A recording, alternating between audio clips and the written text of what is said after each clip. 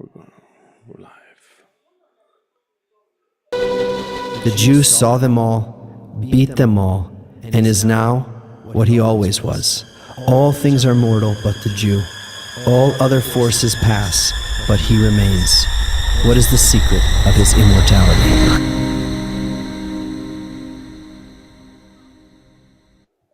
So dramatic.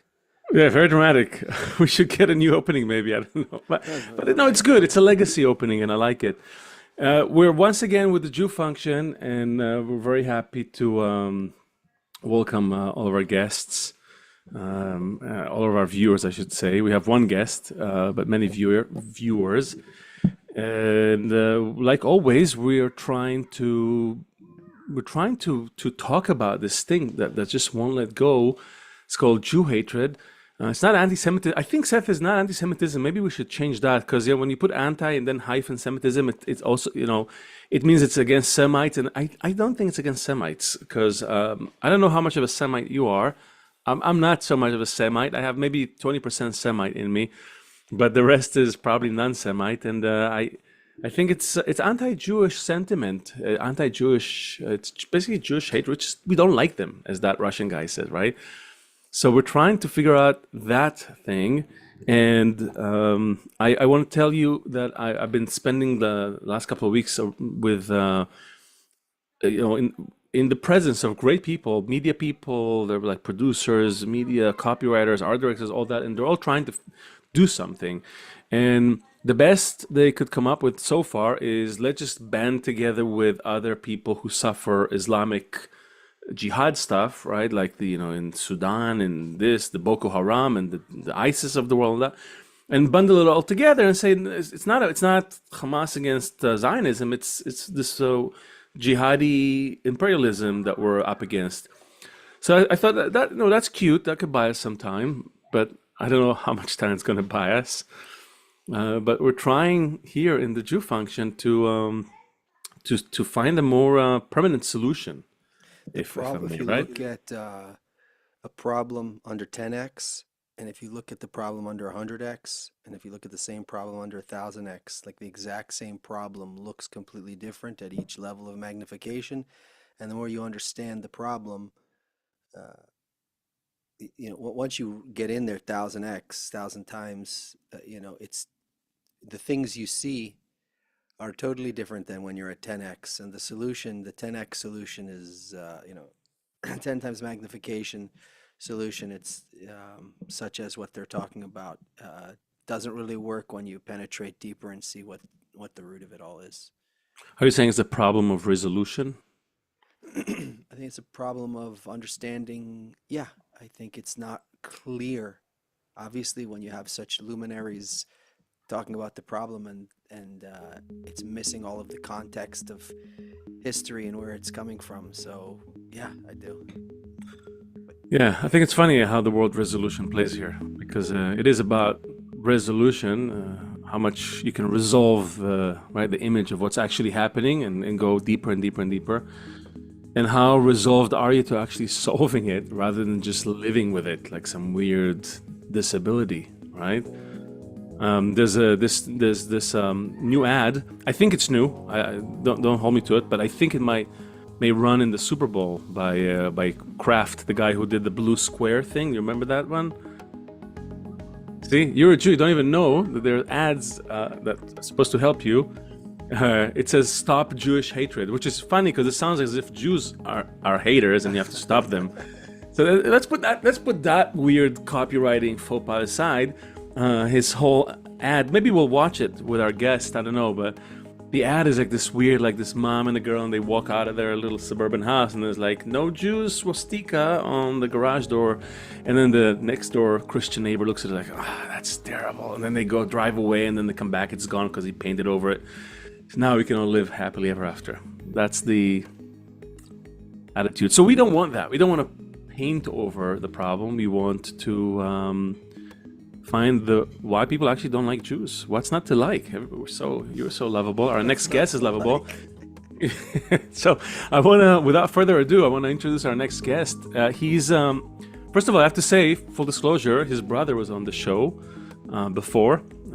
His brother is Fred Menachem. He was on the show, but he's not here because of his brother. He's here because he actually looks and sounds like a great guy, a great conversationalist. He was a writer, an actor in his days, and now he's a psychotherapist. We had, as you said, we had many psychos and a few therapists on the show, and now we're finally bringing it together. So he's a psychotherapist in LA. He works to help you understand your history so we can discover how it influences the ways in which you currently operate in the world, which I like it because this is kind of like what we're trying to do. So without further ado, let's please give a warm Jewish oy vey to Seth Menachem. Hello, a Jewish oy vey. Thank you, guys. So how are you these days? I am doing okay. Thank you so much. I feel like that question was more about how are you globally? How are you? Atem, not ata. Yeah, exactly. The collective you. I get it. I get the collective you. The collective you is different than the individual you, although we're all handling the individual you, I think, very differently. Yeah. Collectively as Jews, it's been an interesting time. I've heard you both speak a bit about the idea of unity and disunity, and I'm not sure yet. We can discuss a bit how I feel about the analysis of it, or even the reality of it. Meaning, is it possible for Jews to ever be united? I heard you once say that all major anti-Semitic events were preceded by periods of disunity among Jews. Correct. And it sounded like in your trying to understand it, it felt like that the solution was there. And I'm not entirely sure that Jews have ever been united. It's not as if Jews were fully united on anything. I mean, there's a reason there's always the old Jewish jokes, two Jews on an island, 3 synagogues. I mean, everyone knows all these old Jewish jokes that all have to do with the same idea, which is, every Jew is a different opinion, and that's okay. And that's part of, I mean, you guys had mentioned the Talmud earlier, just before we went on the air, and the Talmud is nothing but Jews debating and arguing, whether it's Rabbi Shammai and Rabbi Hillel, and Jews put in both of those things in the Talmud for a reason, which is we are not of one unifying thought. So how are you collectively? I think varied. But October 7th really was interesting in terms of its unifying. There was definitely something that happened among Jews that unified them in a certain way. That doesn't mean there hasn't been a big split. That doesn't mean that there's Jews who have been very vocal about their anger towards what they see as Israeli occupation, or what I personally see as a very right-wing government that's dangerous in Israel. The hope for a Palestinian statehood, but also many of us who also agree that you cannot live next to neighbors who want to kill you and have repeatedly tried to do so. And so exactly, that's what they say. The problem in the Middle East is that they want to kill us and we don't want to die. So that's where the disagreement is, So fairly sure that's every Jewish holiday we've ever had. It's the irony is not lost on both of us. We and we, by the way, we did.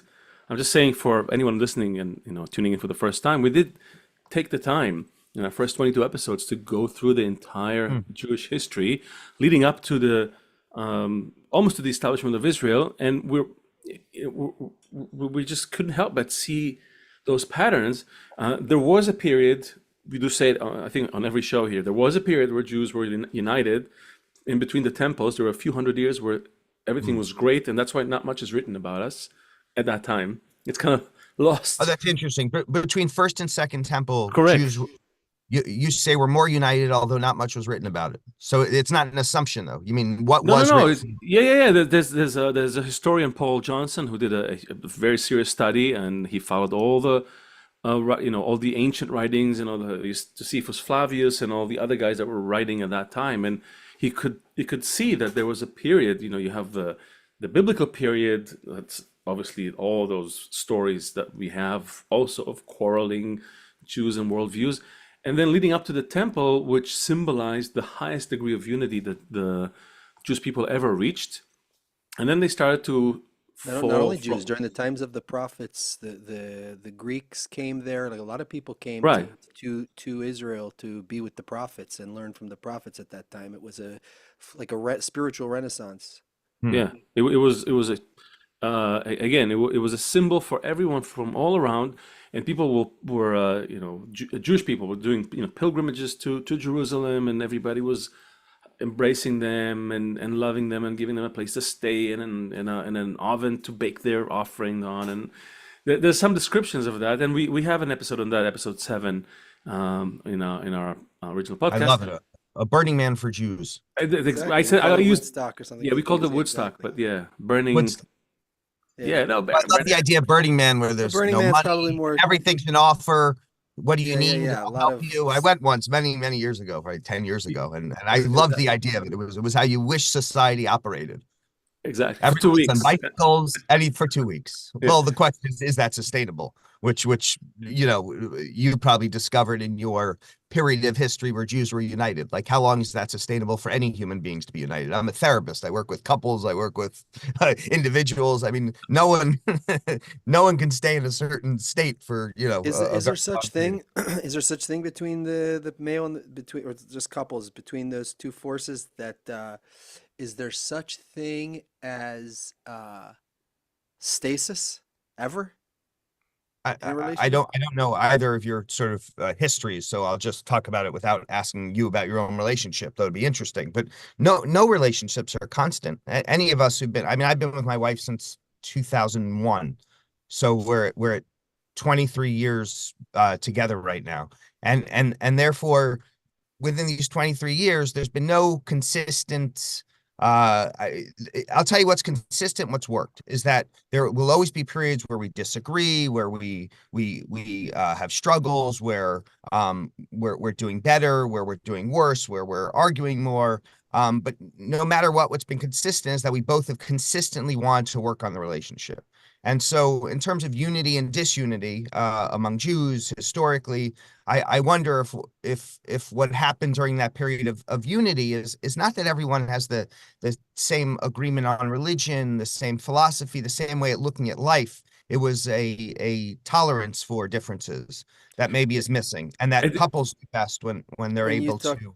when you Yeah. brought up like Hillel and Shammai, Mhm. there's we're not equal or there's so many examples of this, like the Vilna Gaon and the Hasidim. Like Mhm. they were very opposed to different ways of doing it, but they're but I think the we're Baal Shem not. Tov was rebelling against Orthodoxy at the time when he s- created it. So Right. we're not made the same. Like our qualities are all so different. One's born lazy, one's born smart, one's born with the capacity to be rich, one is strong. Uh, and that's by God made it that way. Like specifically made us with really different qualities. Uh, I think what was incredible about those sages that you mentioned, which you talked about in your relationship, is that's how we're made. Now let's understand who we are, how we got here, and also the most important thing is what is the goal? You said in your relationship with your wife that you have this shared goal. And I would just say on that, because I happen to find the quote. There's the Pirkei Avot. You're probably familiar with that. It's like basically the collection of all those words of the sages, and they have one that says it's exactly your philosophy with your wife. Every argument that is for the sake of heaven's name is destined to endure. But if it's not for the sake of heaven's name, it's not destined to endure. Meaning, if you have a higher goal in that triangle, it's Mhm. going to survive. If the goal is lower, meaning, oh, we'll stay together for the kids, or for the business, for the house, but that's not going to last. You're always going to find ways to break it up, and we see that. We saw that in Israel just now, when people did not agree on that big goal at the top, and call it what you want. It doesn't matter. You want to call it God. We call it the force of love. You say the highest force in nature. There's many ways to talk about it, and we talk about it in other places. But at least agree that there's something that you don't depart from. That uniting principle, right? I, So I I think a uniting principle.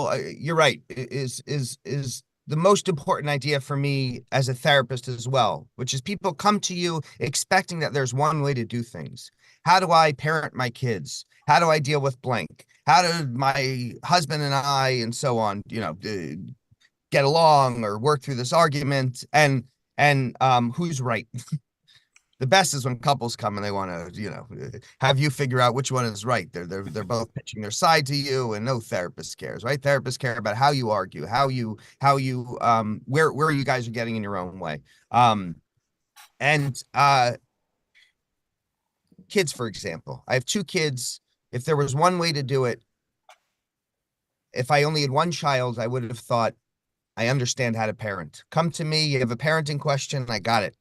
When your kid is upset, here's how you handle it. And then you put them in timeout and they sit quietly. And then they come out and they're remorseful.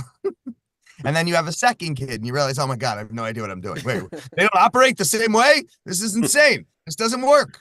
My kid doesn't go in timeout. I'm like holding him. And I had to be creative. There was a point where I was so stuck with my son. I have 2 kids, a 13-year-old and a 11-year-old. And when my son was very little, he would have trouble emotionally regulating. I did not know how to handle it. I did not understand. I mean, I understood, but I did not yet understand how to solve it, how to help him in the moment. Some was letting him be dysregulated and figure it out, but some was me really wanting to help him develop skills. And I was attempting things and they weren't working. And so I said to him, I have no idea what to do. Asher, what do I do when you're feeling so dysregulated? And of course, I asked this not while he's in the middle of being dysregulated, but when we're doing well and he's feeling good. And he said to me, I don't know, Dad, let's try push-ups. I was like, I'm like, okay. Now, the next time he gets dysregulated, I'm talking to him and I forgot. And he says, Dad, remember push-ups? I'm like, you're right, push-ups. And he went down, he did push-ups, and we ended up laughing about it. And it worked.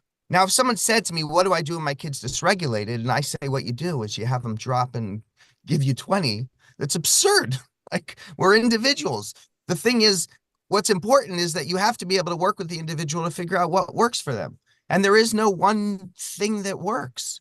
What works is listening to the other person, being accepting of differences. So we need a system that allows push-ups for this one, hug for this one, timeout for that one. We need something very, very elastic and inclusive. And also when it's your kid, my kid called me at 6 a.m. He was feeling absolutely horrible last night, but one of his friends was having a big party and he couldn't not go. So he went and he partied. He called me at 6 a.m. He's like, I'm sick. I can't move. And I went to bed at 3 a.m. I was like, no problem. I'm up. I'm out of bed. I go get it. When it's our own kid, we're willing to bend. We're willing to be patient. We're willing to take the time. We're willing to understand. Okay, this one needs push-ups. This one needs a hug. This one needs this. And next week that might change. Next week push-ups may not work. But if it's our kid, we're willing to put in the time and effort to figure it out. So now, because we feel it's ours. So it's 2 things I guess are clear so far. One is that there's a different method for it's individual for everyone. And the second thing is if we love them. An in-group. If we love them, then I see the road you're taking me down, which is the idea that when our in-group, we are more likely to be able to tolerate things that might irritate us, to take the time to work with them. Yeah, I can sit with my close friends on a couch and we have our arms around each other. I'm on a subway in New York with strangers and suddenly I'm irritated that people are touching me. Exactly. We're the same distance, right? Irritates me when I'm with a stranger, and when I'm with friends and family, you're hanging on each other, your arms around each other. So this problem as Jews. The problem is with I was about to say the problem is that, and I think this is the point where it gets really interesting to hear from you how you're doing it, maybe with your with your patients, clients. And maybe how we can project that on the collective, because somehow, for whatever reason, Jewish people became a group, a nation of sorts, made up of this this made up of representatives of all the other nations, if you will. Okay, that's kind of the story. If you look back in Abraham time, that's who we are. So we, by default, our starting point is not the same as other nations that are sort of extended families, ethnically related, a lot more, right, homogenous in terms of their background and the roots. We're a varied group, and some of us are disparate, and there's Ashkenazi Jews and Mizrahi Completely, Jews, Sephardic Jews. completely. There's no question. And so, in a way, and this is something that, again, we bring up often in our talks, is we are a microcosm, and we show that if we can work it out between us, despite the differences Hold on, or Spiegel, it's not clear what you're saying. We're saying that the Jewish people are a microcosm of humanity. yeah, That's our premise here. yeah, that's one of our premises. Yes. So we're, as Paul Johnson said, we're a pilot program for humanity. So if we're that, and we can do it, and then what's his name? Help me out, Seth. That's Seth or this Seth? no, Give me some hints. Jordan Peterson? Peterson, yeah, that he was How in many Israel. words? Yeah, Jordan Peterson. yeah, he was visiting in Israel, and he said, for whatever reason, everybody's looking I at just you. wanted both Seths to be able to help. Yeah. Yeah, anyone can help. But for whatever reason, the world is looking at you to see if you can make it work, for whatever reason. So you can argue the reason. You can say, is it purposeful or is it coincidental? It doesn't matter. It's almost like all roads are pointing in this direction, right? It's like people say, well, I don't believe in the Bible. It's like, okay, fine, but that's the book that shaped humanity. That's the first book everybody had. So believe it or not, that's what people, have in their collective psyche, right? So you can argue as much as you want, but that's the reality you live in. So that's what we're saying. So it's almost like we're bound to move in a certain direction. And at some point, how do you get your clients to sort of realize that they have to stick it out, they have to work it out, they have to somehow find ways to rise over these conflicts, as you said, and actually find a higher ground? How do you do that? Okay. So, because we got to do it. absolutely. I was only thinking how I wanted to frame this for you, but it makes me think how I believe Jews have managed to survive overall is a lack of victimhood in despite all of Jews' problems, despite anti-Semitism, despite all of the varied attempts to kill Jews, which created many of our holidays. Jews have managed to not only survive, but often thrive, and do so without victimhood. And so when you ask me how I deal with that with clients, I am very similar in how I look at therapy, which is I want people to understand their history. It's very important. It's very important to understand the ways in which we were raised and how that influences the way we see the world, and then where those ways may have been effective in childhood as coping mechanisms end up being really ineffective when we go into our later lives, essentially how a personality disorder can be formed. Although people grow up with very tough circumstances for many reasons, and I deal with a lot of very trauma, little t trauma and some very big T traumas. Regardless, you are now an adult, generally, what I'm dealing with in the office. You are now an adult. And so what do you want your life to look like? Yes, this happened. Yes, this changed the way you look at the world. And you develop some very negative coping mechanisms as a result. They make sense. You should, rather than have shame, understand that you needed that in order to survive, but that it's no longer working for you. It's no longer sustainable. And so how do you view the world now? How do you live in the world now, which allows you to not only survive, but thrive, as we talked about with Jews? And I think some of that is letting go of victimhood. And I think where Jews have been successful, regardless of whether they are from Yemen or Jamaica or Brooklyn, where Jews have been successful is that regardless of their history and regardless of their differences in culture and education, there is something that works, right? Why have Sephardic Jews been successful and Ashkenazi Jews been successful? Well, it's not education. And yes, Jews religiously are, I think, the most educated religion in the world, but mostly Ashkenaz Jews. And yet Sephardic Jews have similarly been successful, just in different fields. As merchants, as clothing designers, fashion. If you go in LA and you go to, Santee Alley, or look at the design district, or if they're Persians dealing with textiles, they've all managed to be successful, even if it's not the same push towards education that Ashkenazi Jews to Sure. foster their success. Sure. There's a thing. Oh, you want to continue? No, go. There's a thing of people being in therapy. I know somebody who's like in therapy for like 20 years, and not saying that it's not good, and not saying like going to the gym for 20 years is good, but I think that it's like they're not and both the therapist and that person, like the way that is set up with them is that the person's not meant to get out of that cycle. It's just it's just where they are.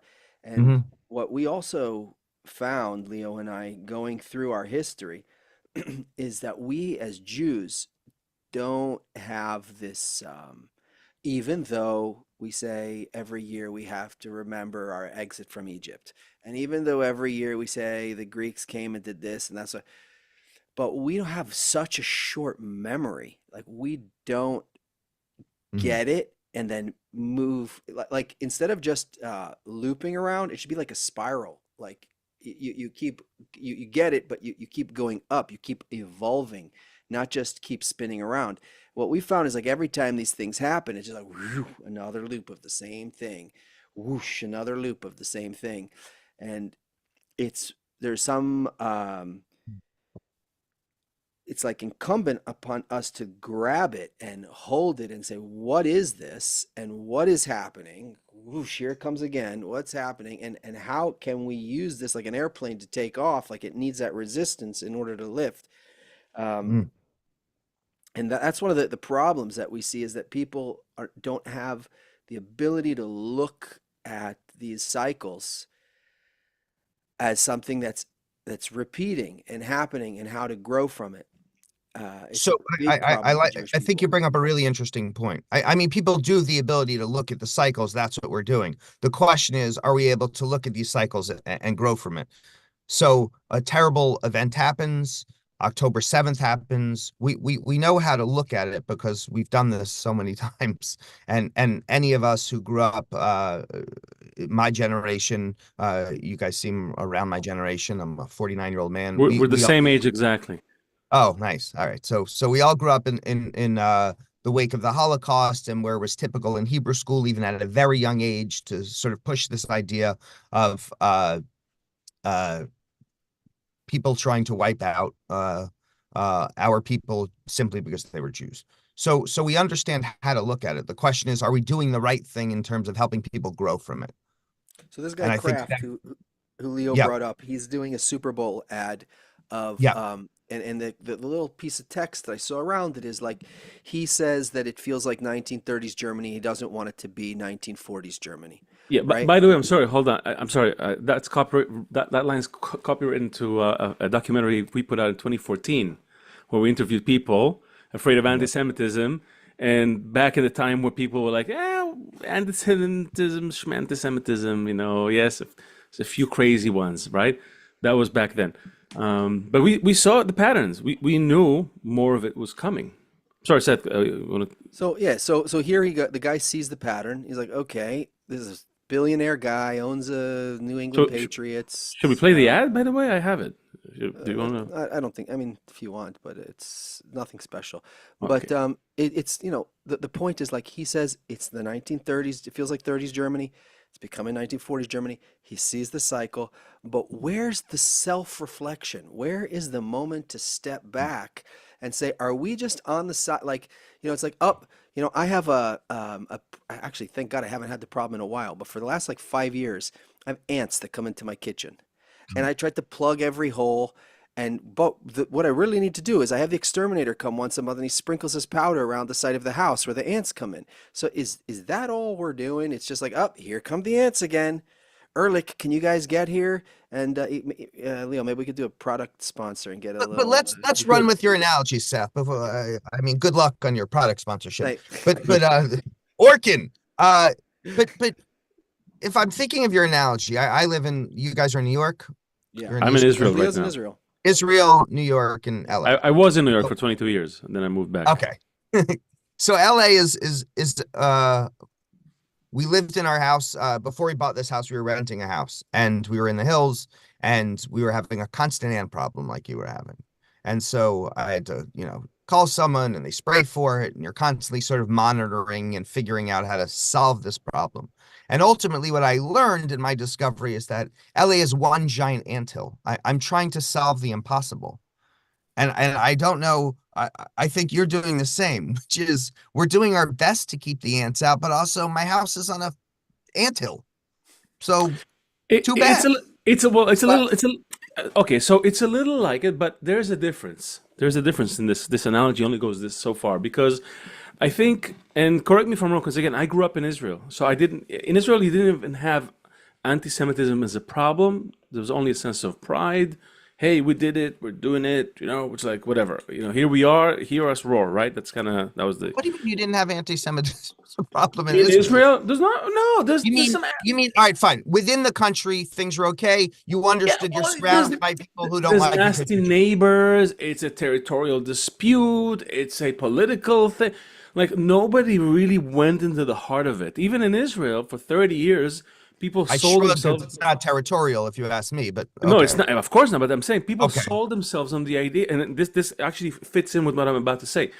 In Israel, people sold themselves on the idea that everybody is the same, everybody wants the same, we all share the same values, we're all humans, we all want to live peacefully if given the chance. Let's sign a peace agreement and get on with our lives.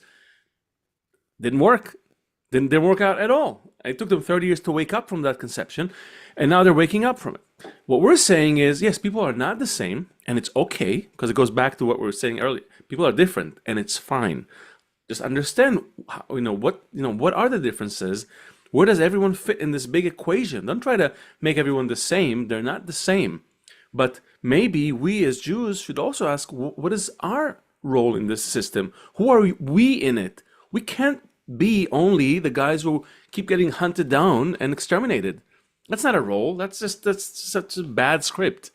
And we refuse to accept it. And lo and behold, we look at at our scriptures and our sages and everything they say. No, it's not the role. You have a very distinct role. They say black and white. You gotta unite and show the world how it's done. Love the other as yourself. Practice it and then give it to everyone else. They say it, not us, for thousands of years. So I'm asking you, just as someone who grew up in the States, do you feel like Jews are somewhat different, that they have maybe a different place in this whole system? And then maybe we can move somewhere. We can move into, all right, what is that? What are we... Do you feel that? I think what you're asking is, are Jews representative of the world, and do Jews have a responsibility to the world because of it? And I'm not sure.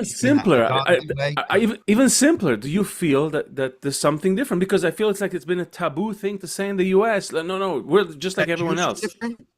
Yeah, are Jews different? Sorry, are Jews different? Yeah. Or do they have a different place, role? No. Let me. I was just giving it some thought, which is, I think as human beings, we are all pretty similar. There's nothing different about me than anyone else. We are all capable of the most wonderful things, and we're all capable of the most horrible acts, and none of us are above that. That is who we are as human beings. Are Jews different? Jews are different, especially culturally. You have Jews who are different depending on where they live, that there are different things endemic in that culture. And so mostly Ashkenaz, my father's actually half Greek in a different Romaniot culture, but I don't know it well. And so I can't even speak to it. My father died when I was a teen. So I was raised mostly in this Ashkenaz Jewish world. So and not the religious Ashkenaz Jewish world, the very typical liberal East Coast conservative to reform Jewish world, which has its own culture. but 80% of Jews are Ashkenazi Jews, and most Jews in America tend to come from that world. And even if they're Sephardic, there's something in American Jewishness, I guess, that makes us similar. So why are we different? I can't speak to any godly reason, and I'm not one who even believes in God.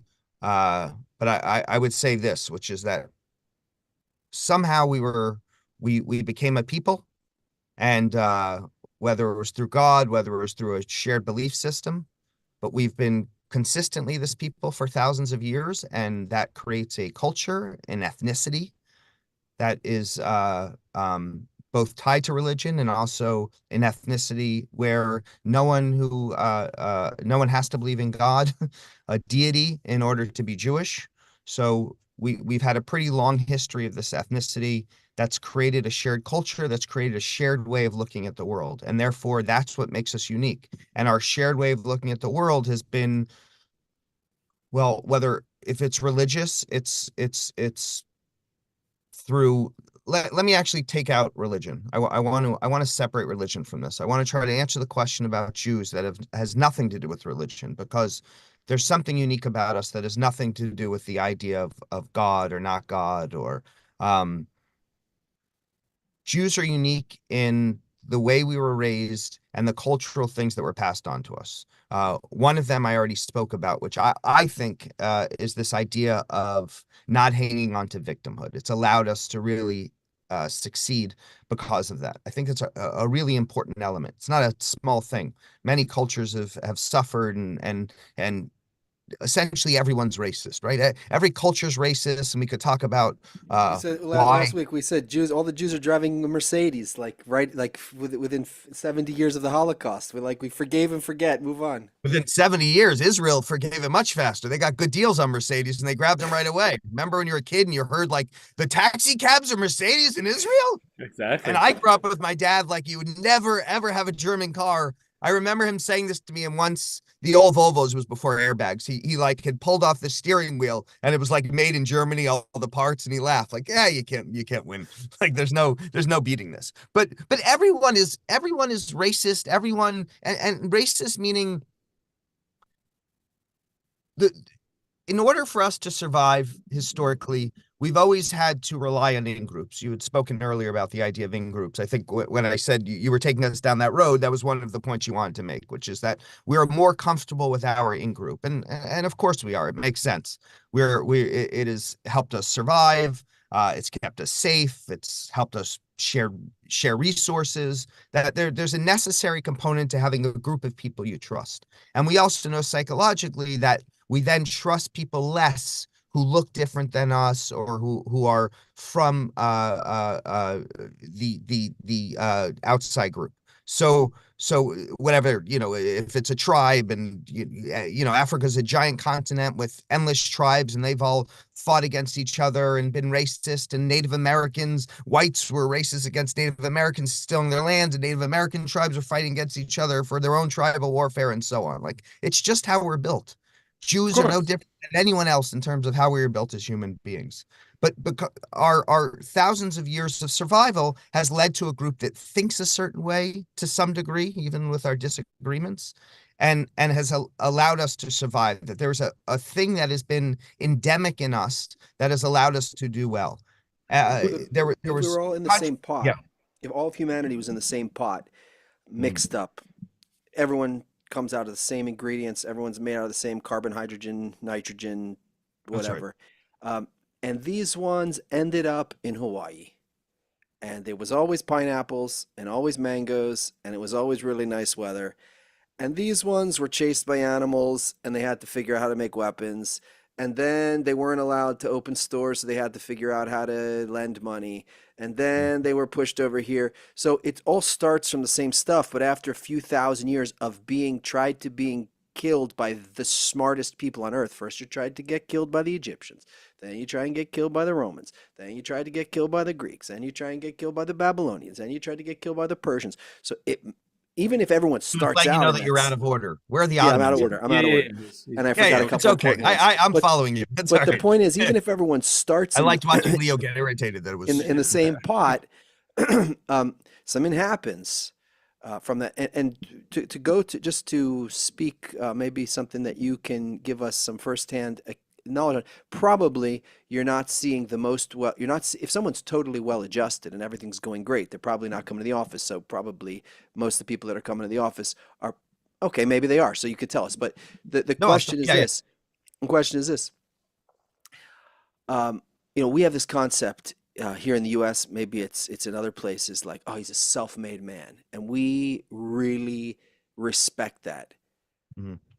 But what about, like, as a dad, like, I want to pass on everything I know and all of my experience to my kids, and then I want my kids to learn from that and take everything they have and pass on to their kids. And so self-made men, it's disgusting to me. I'm happy for anyone who did it, but the point is, like, aren't we supposed to all be sharing? Like, isn't the whole thing to to keep getting better from generation to generation, to like taking the best and growing and Absolutely. moving forward? What is this whole thing that I don't need anyone else? I can do it all by my own. So my question is, when it comes to solving problems, if you come from a family where you called like regulating, like, you know how to regulate your emotions, you know how to deal with conflict, you know how to be with your family, even, every year during these certain holidays, for example, even if you don't get along with everybody, but we all come together and we all know that that's what we do. Not, I don't like them, I'm not going. So because we've been through all these things, through all these thousands of years, there should be things that we're passing on, that we're learning. Like, wow, we went through a lot of things. Let me pass all of these skills on to you. And now you go and take that and take it to the next level. Versus this kind of thing where everyone comes out as like a clean slate. Like, I see the generation today, the young kids, it's like each one is a clean slate.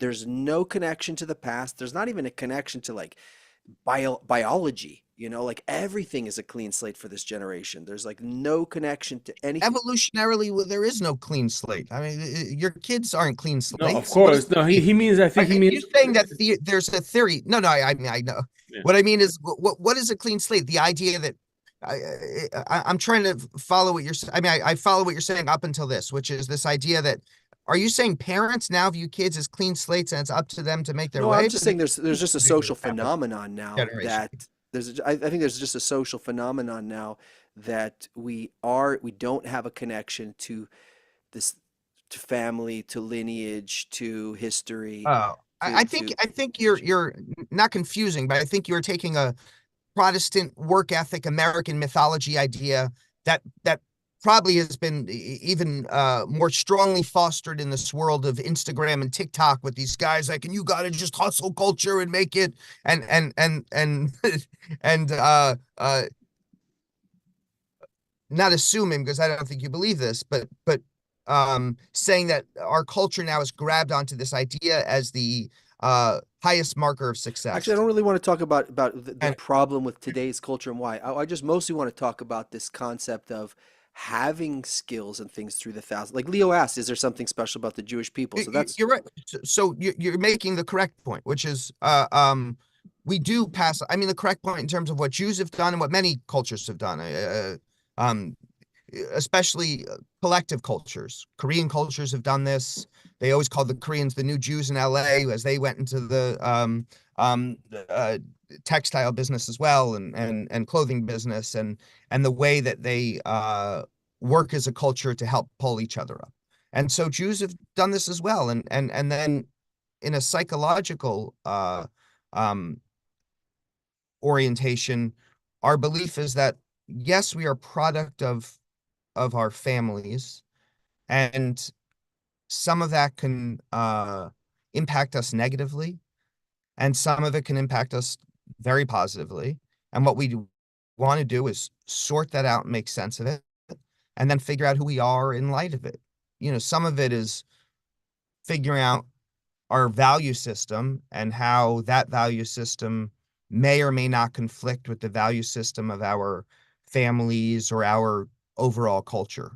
A quarter of my clients are religious Jews, which is interesting because it's never more highlighted than it is with a religious Jewish in group, where there is a box in terms of a moral code, let's say. And if you don't fit into that box, there's a real struggle with how to manage that, especially if you believe that the Torah is written from God and that things are the way they are and there's no wiggle room. It makes for a very conflicted individual when they don't fit into that space and trying to find their own way. So my hope is that we do pass on the best of what we have to our children, as you want to do for your kids. Some of psychology is helping to, I think,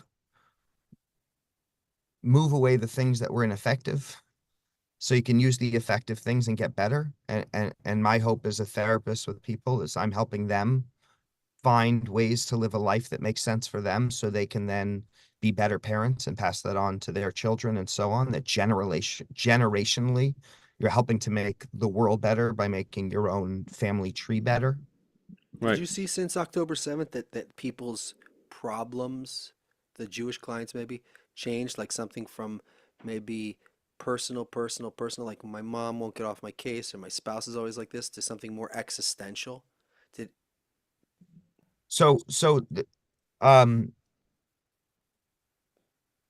initially it wasn't existential. Initially it was managing a huge range of emotions where they felt overwhelmed by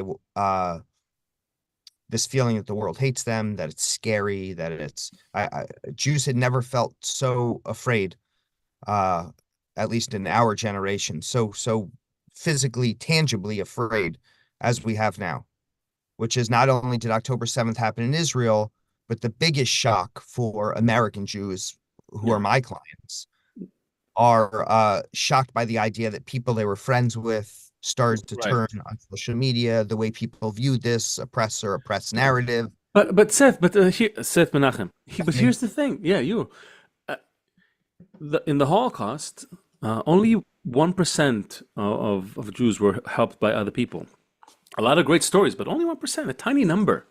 Like we've already seen this before, and yet we're not learning from history.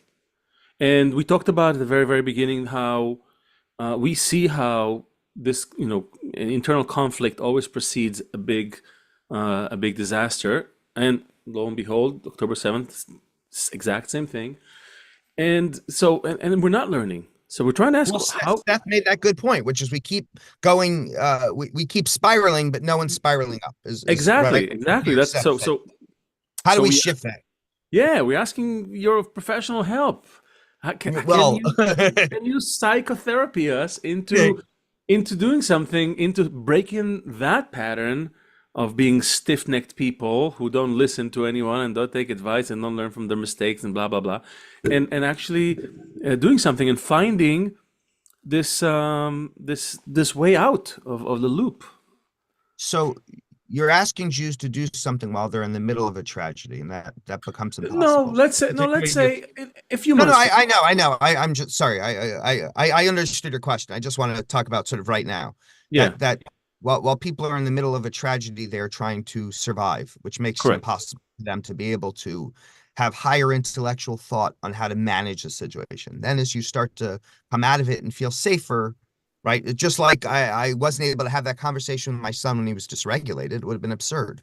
Right. What do you want me to do? What do you want? Right? It doesn't work. So what can be learned from this tragedy? I would say the never-ending anthill problem is that there will always be racism. There will always be groups of people that hate us, that hate others as well. But we're talking about a particular Jewish problem. And interestingly, Jews, this 0.2% people in the world, have disproportionately dealt with more hate than most people. And because of our enduring legacy, it continues. And we have now historically become the canary in the coal mine to society's collapses. And we've also been the easy scapegoat for groups of people, even groups of people who've never met a Jew, for for groups of people's problems. Can you So let's just open up the canary in the coal mine thing for a minute, because I think this is what Leo was talking about before. What does that mean as Jews, the way you see it? And but I think also it's really interesting to me to not make it super global, but I'm through gonna keep it here. I'm gonna answer this question in a way that makes sense to me in terms of what's going on. yeah. Why I use the term the canary in the coal mine. You told me you had my brother on the show, and it's Yeah. interesting. Correct. Four liberal New York and then Miami Jews, right? Raised with strong liberal values and a mother who marched with Martin Luther King. And we all similarly were raised a certain way, which had us view the world through a certain lens. My sister leaves Miami to move the kids to Marin because she wants them to have this world very different than they were having in Miami, where they were surrounded by liberal values. And what ultimately happens is her kids end up surrounded. She wanted to get out. She wanted to get out of the liberal values. So she moved to Marin. She moved to Marin, which is famous for its liberal values. Yeah, Marin, exactly. yeah, right. Can't She get didn't more want to get liberal. out of, no, no. Oh, she wanted to get out of Miami, not liberal values. Sorry. Oh, She oh, you wanted to said she leave wanted. Miami, Okay. which she felt was focused on materialism, which Okay. Yeah. Didn't get that. so she moves them to Marin, which happens to be very wealthy, but a wealthy group of people that don't fixate on material things, and she thought would have this kind of liberal values that would give her kids this very unique experience in looking at the world. And ultimately, what happened is the liberal values turned on themselves as she saw what can happen when the left goes too far. Her kids now are surrounded by anti-Semitism. They were silenced because they were boys in the classroom. Everything was viewed from an oppressed oppressor narrative. You have four siblings in my family who we're all very different. We're all spread out, and we're not necessarily like very close or share our political views or philosophies, and therefore it's helped us sort of create a similar narrative through the years. In fact, we've all gone our own ways, and yet when I speak to all of us, we've all found that the left in which we were so entrenched has a serious issue. And that serious issue is the woke DEI ideas that sound so good on the surface have actually created such a serious problem for Jews. And so the canary in the coal mine, and not just Jews, but right now we're seeing it sort of affect Jews. But let me think about how I want to word this. So I'm probably not so different in terms of my political views than I ever was. It's like I'm at a party and I fall asleep and I wake up and I'm in another house. Right? That's my Democratic Party sort of idea. And I'm like, what happened here? What's going on? Or it's all new people. And so my views haven't changed so much. I believe that people, have a right to equality, and I believe in helping others, and I believe that we have a responsibility as a rich nation to help the poorest and so on, right? That hasn't changed. And yet I'm finding within my own party that there's been some very dangerous, and I say within my own party, I actually left the Democratic Party. I have, for the first time in my life, it's wild. After 49 years, I decided that I don't want to be a part of this party that's allowed a very dangerous leftist, Marxist ideology creep its way in. And this is a very long way of the canary in the coal mine idea. But I started to see these things happen and wasn't sure how to wrap my head around them, because I both believe in helping others and I believe that gays should get married and trans people should have rights, and that it's important to understand our history, and it's important to understand what racism does in this country and how it's been problematic. And there were things, though, that kept happening that I was like, oh, that feels a little icky. Or, oh, wow, I noticed, boys were being shut down. You're a white male and therefore you don't have a voice. Or the Me Too movement happens and it's really important. And then men who tried to speak up were silenced, and then they felt silenced and started to divide people. And so rather than helping people get better and helping to make things better, it just keeps dividing and so on racially. And so I'm thinking, shit, something's not working here. Like there's some mess. And I couldn't name it, and I was trying to. And it wasn't until the October 7th massacres that I was able to realize what's going on. When I saw the left at these pro-Palestinian rallies screaming queers for Palestine or Israel's a colonial state, and I went, oh, this is what's been happening. And so the canary in the coal mine for me is, as I see all these people align themselves with ultimately what ends up being, even forget Israel and the issue with Israel and Gaza and any of the those Middle East issues. They're aligning themselves with other ideologies in Iran and so on, because everything is okay. And because we're so accepting of all cultures, we say all cultures are equal. And even if those values that they are fighting for are values in which their own values, like if it was happening to them, they would be killed for being whoever they were. Right. Sorry. No, this is... I probably did a terrible job at explaining it, but I was trying to find my way back. I still want to understand what you meant by Jews in the... I didn't understand how we're a canary in the coal mine. Oh, so I did a terrible job at it. So the No, canary... I enjoyed the whole right ride. now- I just didn't get the payoff at the end. Here's the payoff. You're watching people turn against Jews right now in society. We're seeing it everywhere, right? Israel has this horrible attack. I'm no military strategist, so I don't want to debate whether it was okay or not in terms of how they're managing this war, but they definitely had a right to fight this war. No, there are a few articles that say that we're doing a good job compared I hope to... so. No, compared to all other urban warfares, this is by far, I mean, the best. Good. So, Yeah, I've seen statistically even listen, you have civilian casualties and it's horrible. There's no getting around it. But I hear you. Bad. Yeah. Yes, war is bad. Exactly. So seeing this turn towards anti-Semitism is the canary in the coal mine for me. It highlighted what I'm saying is an issue that has become endemic in this country, in Britain as well, which is a leftist. By the way, I want to be clear that I have issues with the right. I have huge issues with the far right. I think the That's okay. Republicans... That's okay. We think everybody's got it wrong. So you're... That's right. That's right. Everybody's got it wrong. I'm just saying what's happened is the attack on Jews and the anti-Semitism towards Jews is the canary in the coal mine. That seeing the anti-Semitism towards Jews and the left turning against Jews is portending a problematic future for this country. Very For bad who? omen Who's for next? Western society. You could say that. You could say this is fine. I wanted to ask you. You painted a very bleak picture. I'm curious. What is the good picture? Like how would you? I'm not a bleak fan, so I want to. I know. You're very... Again, I've seen clips of you playing country music. It's great. You just want to go Really? hug this guy. Where have you seen these clips? Well, we know. We have some insider information. Exactly.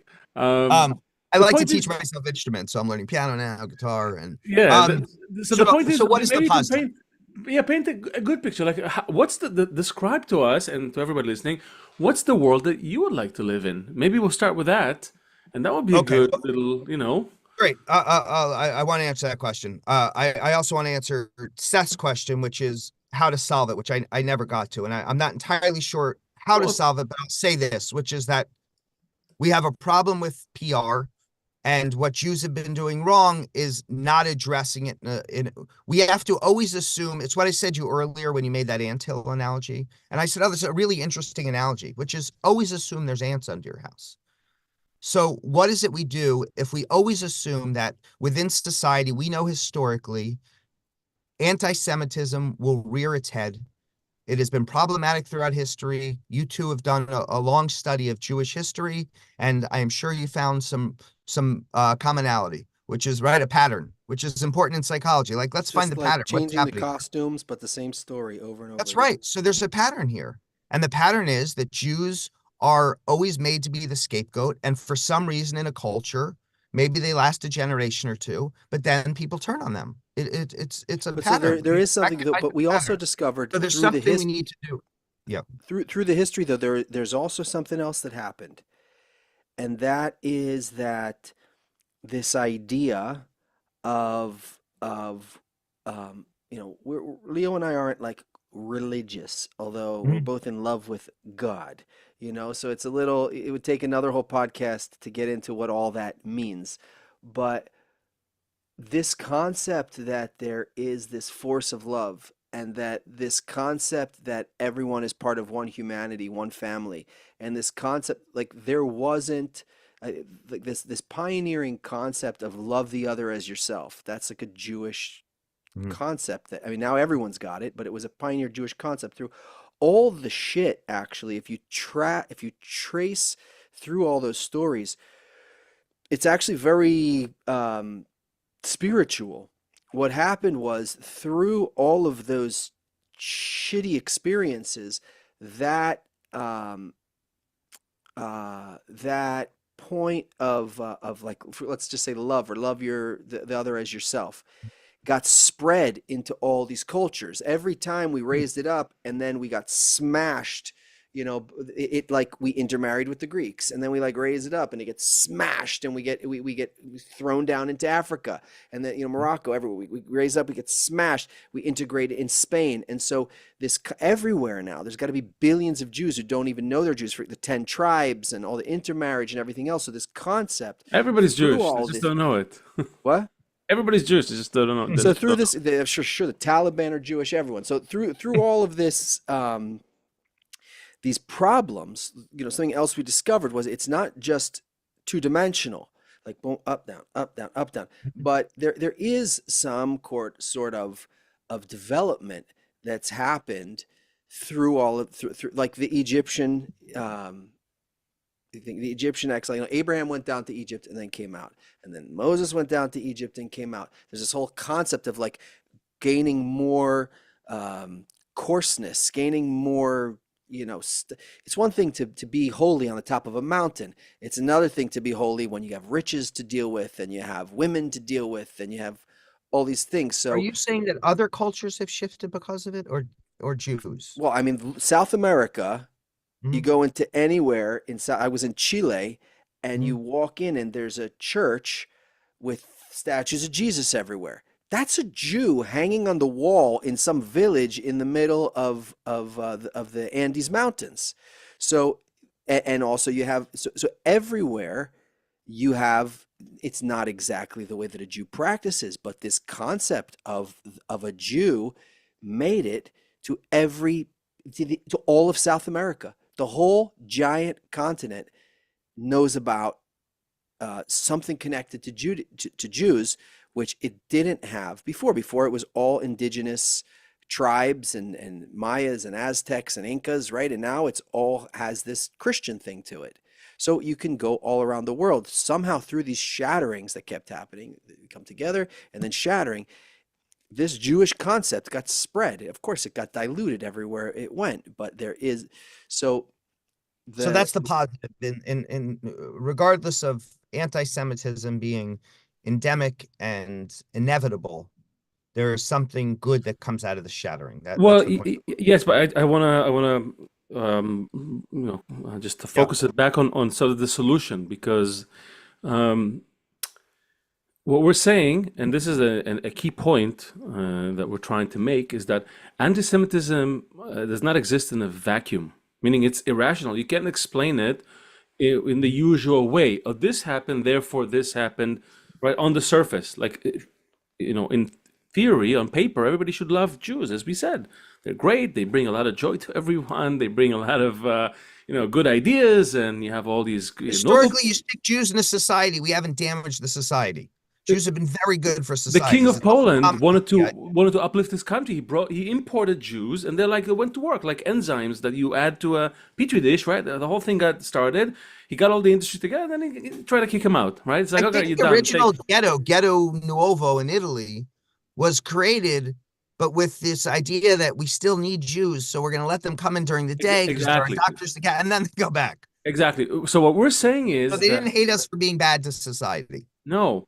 People understood the value of Jews. Anti-Semites wrote about the value of Jews.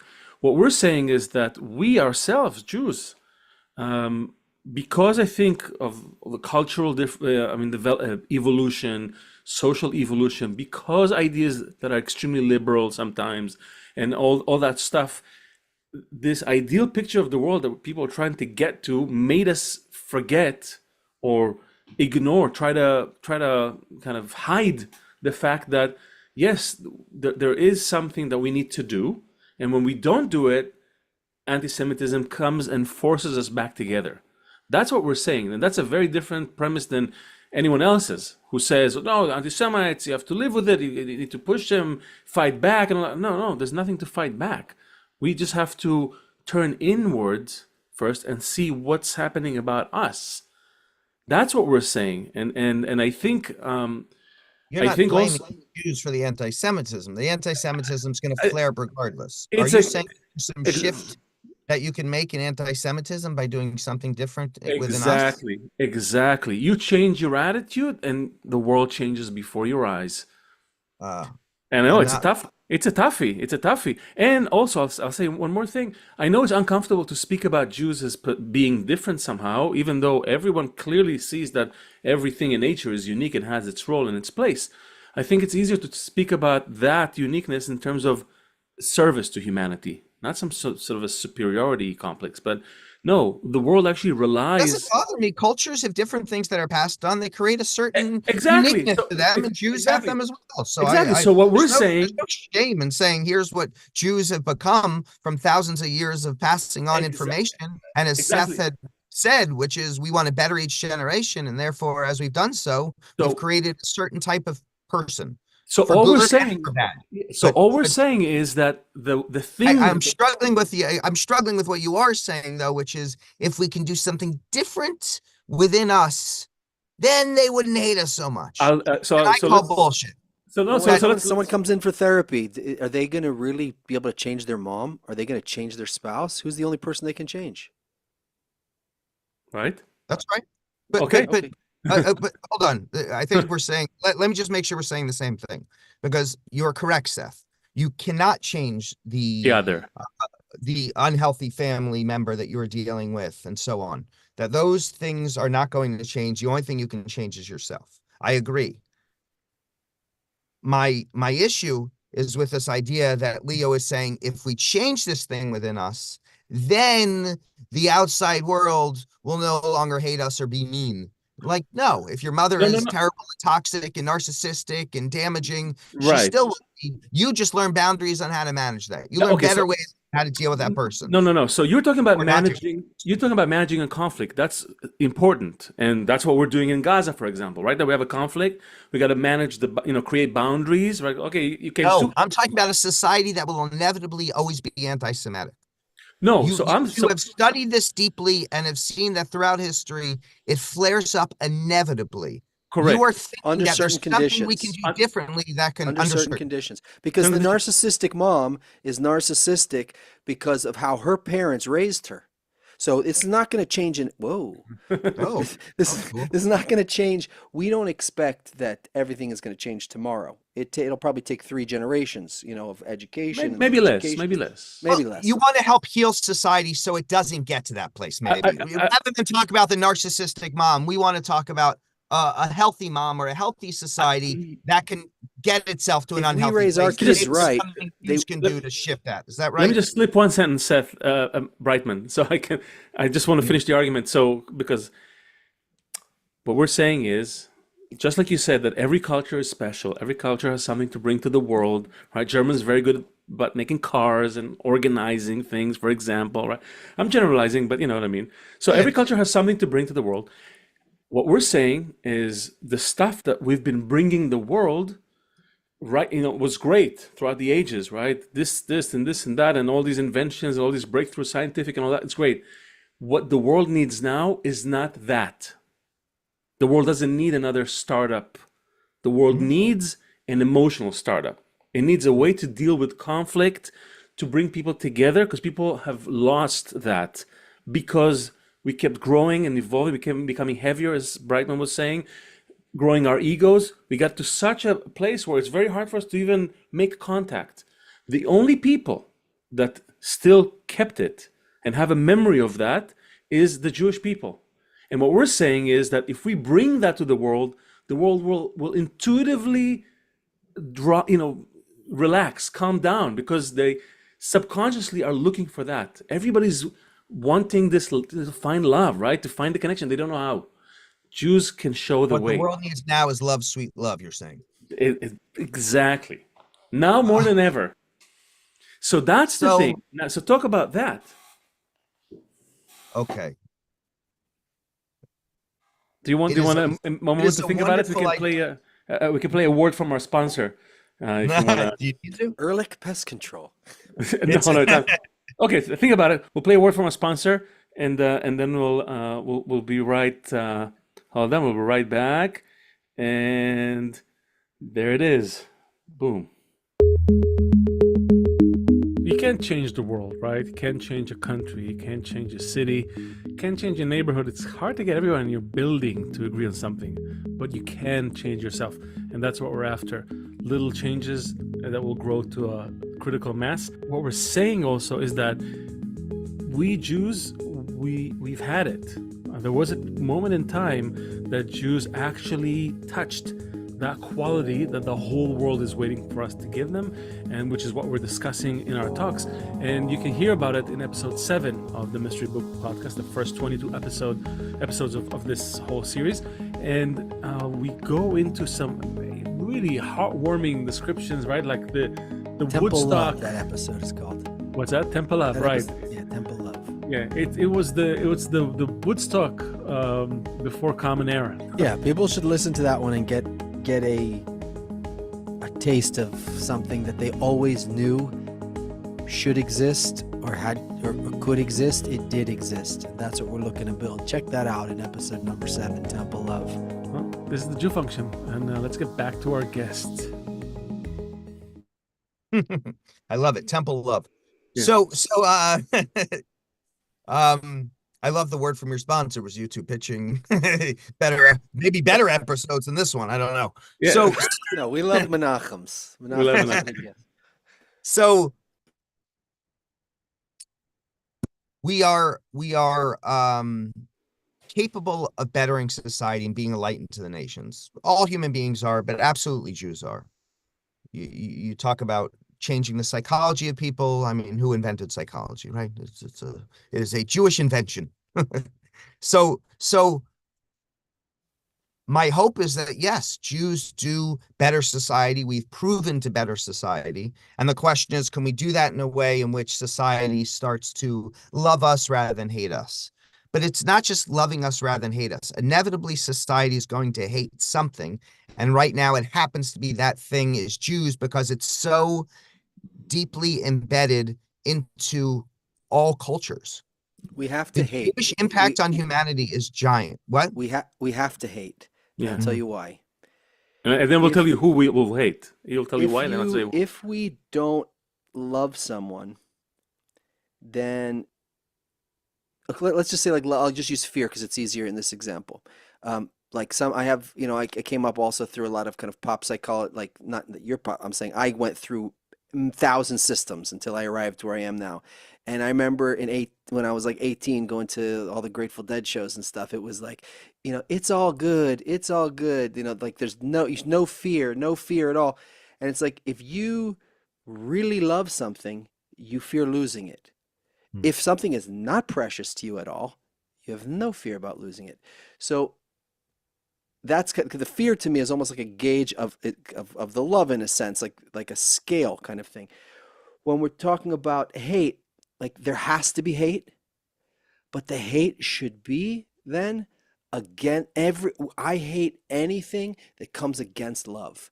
Anything that wants to destroy the love, that's where the hate should, like the same exact quantity and quality of the hate can exist, but not aimed towards someone, a person or something. But keep all of that hate. Let all of humanity hate the fact that we're not living in love. Let all of humanity hate anything that comes to separate us.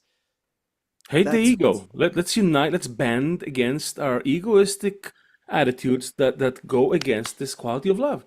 When you're with your kids, your ego just melts away. Yes, it comes back, And arguably, when you just start out on the path of parenting, you think, oh well, he's my kid is trying to disrespect me. No, no, he's not doing any of that. He's just trying to grow up. He's not against you. It's for himself. You understand that as you go. But with others, as you said, it's in the subway. Suddenly this thing flares up like this, boundaries and this me and this you. No, but if we all focus our hate on that, on these qualities that separate us, that think only of ourselves, care only about ourselves, then you have a perfect equation. You have what to hate, you have what to love. You can band and have all these internal wars instead of all these external wars. But It's you're saying brilliant. let's take concepts versus a people, Yes. It's not right? concept. It's a force. No, no, no. Those are actual forces in the person. You know that very well. Egoistic desires destroy everything. Sure. We're doing it to ourselves in this world. Eh, What I meant is the understanding that all of us are capable of all of those emotions, that it's within all of us. So what you're hating Hmm.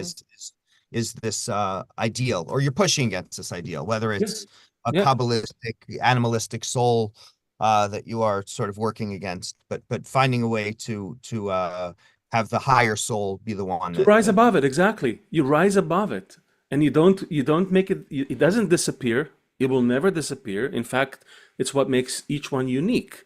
But you have to rise above it and cover all those things while keeping them there. well, That's it's the yeah, it's Jungian in the sense that you have to take all these shadow parts of self and keep it out here. Because the yeah. more you bury these shadow parts, they start to leak out in really unhealthy ways. But if you can shine a light on it and keep it right here, the shadow part of myself, well, now I know how to manage it. It's When important. we had we had That's a part of me. we had another LA guy, famous Rabbi Wolpe here, and Leo, Oh and he yeah, said to us, he was like, because we also have this thing of like everything should be love, everything should be one, everything should be good, and he's like, I don't think that you're too idealistic, and Leo jumped in, he's like, oh no, we're as corrupt, we both run illegitimate. He said something about yeah, we yeah. understand We, clearly we how. make money in nefarious ways. Yeah, yeah, and he was shocked, but he was like, "Oh, who am I sitting here with? I have a That's reputation funny. uphold." We understand the depth of the ego. We're no strangers to all Sure. kinds of thoughts and all kinds of everything. That's And clear. that It was the all failure. exists. Sorry, I, that was I the I don't think you are. I'm saying maybe the answer though is making sure that everyone understands that we're all capable of it. I think when you that was the believe listen. when That was the things are set up, failure. That was the failure of the love revolution. They thought it's only love. There's no that's right. Of ego, and then course. they discovered, oh my God, we're like I hate you and I hate you, and that's what That's right. happens in marriages, right? Unless you work on it, you discover, oh my God, we're two egoists. We can't possibly make it last. Let's just break it up. Instead of That's right. saying no, we have to realize we're two egoists, and now let's always rise above it. Always cover it with more love, It's more like love, more spiritual love. physics, and I think that what we Mhm. talked about, and this whole self-made man thing that was annoying me before, is that we have so much evidence or so much experience already. We can start to identify all these things and ideally launch, use them all and launch into a really good life for everyone. We really have all that we need. We're not really missing anything anymore.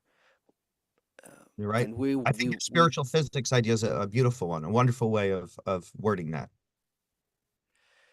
You're really counterbalancing things, and you have to view it through the same lens spiritually, even though it's less tangible to be able to understand it. I mean, I guess it's what psychology tries to do, but to have us understand it and maybe being able to extend those theories outward onto society in the Yeah, hope so that it helps.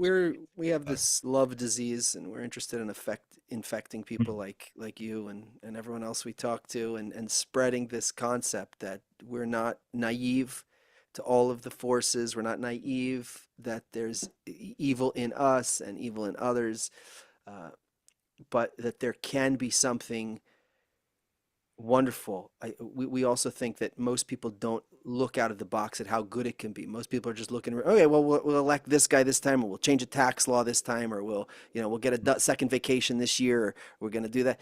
But no, but not this boom, like let's blow the roof off this thing and think about how good it could actually be. We have Agreed. everything we need to make it. That's what we I want. remember my disappointment getting close with some Hasids in the community, and I used to study. There was a point when I tried to be religious, although I do not believe in God now. What happened was I really wanted to.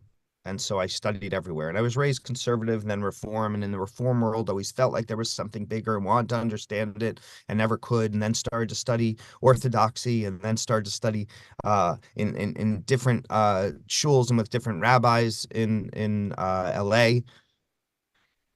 Sephardic shuls that my Sephardic friends were going to, and Ashkenaz ones, and Aish outreach programs, and Chabad, and I would go to yeshivas and study with young kids, and ultimately being disappointed. One, I remember seeing Hasidic Jews walking, thinking, they must be having some deep conversations. How nice that on Shabbos they walk and they have these deep conversations. And then you're in the community and you're like, ah, shit, they're just like the rest of us, human beings. Exactly. No one's exempt from that. But Yeah. what we think is that Jews have the capacity to also see that, and then also look for the for the higher essence in things. And Yeah, I agree. I mean, I think they've proven that we have proven that we've been able to, and that societally we have done it. The question is, are we capable of shifting the culture so much that no one ever hates again in a way that is directed at groups of people? yeah, are we able to? Are we able to not?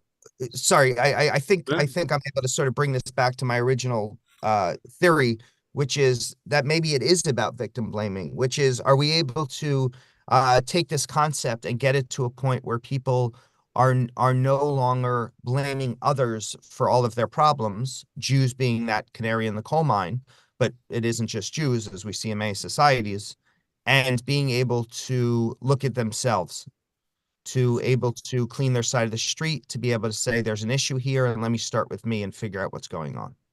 That's all we're asking. And we're not even asking the whole world to do it. We say, let's start with a group that's actually been proven to be able to do it. And They even more, have within proof. that group, just the ones who get it at first. Just ask three. Start you small. know. Well, I mean, I think it's what I do with my work. And so I'm not just speaking to Jews. No. And by the way, if you listen to enough of our And I want to episodes, answer, well, I want to, sorry, and yes, I will listen to more of your episodes. I want to answer another question that you asked earlier that we didn't get to, which was about the kind of people who come to therapy, and are they just coming for crisis? And is someone who is healthy, are they showing up in therapy? I think healthy is the word used, or whatever word you use, but this idea that what else would they be in therapy for? And I think it's exactly what you're discussing. The problem with therapy is in the way in which it is viewed, which is that therapy is solely to deal with a crisis. Someone shows up, they have a crisis, the crisis is done, they're like, thank you, I'll call you the next time I'm in a crisis. And I'm thinking, what? Now we get to start therapy. So if your hope is that people start to do work around the idea of learning to take responsibility for themselves, not just victim blame, and understand themselves better, then you can do therapy from a very different vantage point and This is what start we to need. work on different things. We need therapy for everyone all the time before the problem. We need to learn how to talk to each other before the crisis. We need to learn how to be good parents before the crisis. This is what we need. We need 100,000 Seth Menachems out there talking to everyone before the crisis. How, like you said, now is when it begins. Once they already attacked and came in our border, now we're fighting a war. Like, it's totally different terms. But that's what I love about the work. I have a client who's been seeing me for 4 or 5 years. And I said at some point, like, you're doing great. Let's talk about your goals, or if you're ready to stop therapy. And he said, he happens to be very successful and he is the lead on a TV show. And he said, I can afford it. I can make the time for it. It's really important to me. And because of that, like, I'd rather keep going. I don't need to be in a crisis. It really forces me to look at myself. And it's part of his, the way he views going to the gym and the way he views doing other things. Exactly. The same way we eat healthy and go to the gym, we also need these emotional tools. And there's only one concern that Seth and I have, and that is that we're a little bit running behind. We don't have infinite amount of time. You can see the state of the world now. If you go back to the global state of affairs, you see that that it's not in a good place. It's not like the world is not the same as it were 50 years ago, 100 years ago. things were kind of simpler, calmer. You could deal with something here and there. No, we're in this multifaceted, multi-layered global crisis. The resistance to Jews is in every corner of the globe. And we're really concerned that people need to start this therapy sooner than later. It leads to your Because, question, though. You had asked me how I view it from a positive lens, and yeah, one is I accept my limitations, which is I can only do what I do, and I'll do the best I can at it, and maybe I'll write things every once in a while that are important to me, or I'm writing something right now. A client of mine died. A client I saw for years came back to me to say he has glioblastoma and he is dying and he wants to work with me until he dies. And so I think there's such important lessons you can get from dying in terms of how to live your life. And so the only thing I can do is what I'm capable of. And hopefully that shifts things, but also accept that I can't be responsible for everything, right? I can't answer for every issue that happened in the war, or why soldiers made a mistake and shot 3 hostages, or why Palestinian leadership's been such a mess. And I can't answer for it, and I can't do anything about it. I'm not in Israeli politics. I speak about it sometimes. I'll give a little talk on Instagram or something, but overall, I accept my limitations, which allows me to not take such responsibility that becomes impossible. I work with a client and I want the best for them. I work with a client with addiction, let's say, and they end up relapsing or choosing not to do the work. I accept it. Like, there's only so much I can do. I can only work as hard as the other person.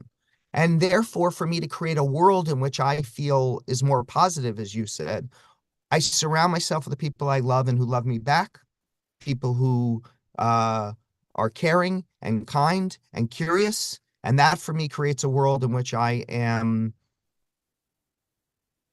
You can't always be happy. It's not a state that's, but I am content and often happy. And I feel good about my place in the world. And it helps me view the world from a place of imagining that it is positive, even if it's not always positive. All I know is the world that I've created is one in which it is positive, or I'm working towards having it look that way. It's the best I can do. that's great. There's this Finnish comedian. I don't know if you know him, and he makes jokes of English Finnish language. comedian? Finnish, yeah. His name is Ismo. You No. can find him. Only He you perform. know of Finnish comedians. Yeah, but he performs Oh. in English in LA and New York, Oh. and it's just hilarious. And he's like, I don't understand. People, when people don't feel well, they say, how are you feeling? Say, I'm not 100%. And he's like, I find it weird because I don't remember ever being 100%. Maximum, I was 86%, I think. I don't. So very realistic. Seth, I think this picture that you drew for us is great, and it makes things very practical, within reach, and I think that is very encouraging for people. I hope that people who are hearing this will get the sense that, you know what, yeah, you can't be responsible for everyone, but start small, start with your own little circle, and let's do something. But what we're saying is, let's really do it. Let's not wait.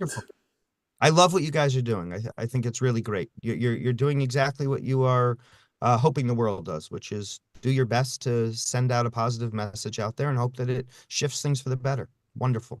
I want to ask you before we close. We always ask our guests to read a little quote from one of the sages. So I have a quote. I think maybe it's good for you. I don't know. It's in the chat. If you can read it. It's by I'll tell you who it's by. It's by Yehuda Ashlag, known as Baal HaSolam. He wrote the commentary in the Book of Zohar and reads Etz Chaim, and he also wrote a lot of interesting articles that totally not spiritual in a way, about the state of mankind. So this is about Israel, about us, so maybe you can read that. I hereby propose to the house of Israel to say to our troubles, enough, and at the very least, make a human calculation regarding these adventures that they've inflicted us time and time again, and here in our country, as we have no hope of clutching at the ground as a nation. As long as we do not raise our goal above the corporeal life, we will have no corporeal revival because the spiritual and the corporeal in us cannot dwell in one basket, for we are the children of the idea. It's very hard to say corporeal 3 times in a row. You did great. It was great meeting you guys. So far, we love all the Menachems we talked to. Yeah, two for Met two. half. Yeah, half of the sibling. Yeah. This was great. I don't know which Seth I like better now, but I'm stuck with this one. So He seems like a great Seth. he's one of the best Seths. I have to say. Thank you guys for the experience. I love what you're doing.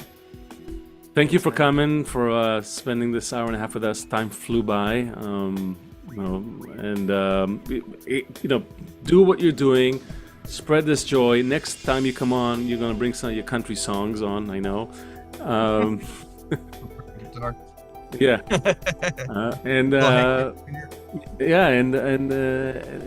Let's just do it. That's all I have to say. Just bring it to people. It's not easy. We're gonna have to do some make some concessions, but we can do it. Jews can do it. We survived plenty. Amen. Yeah. Thanks, man.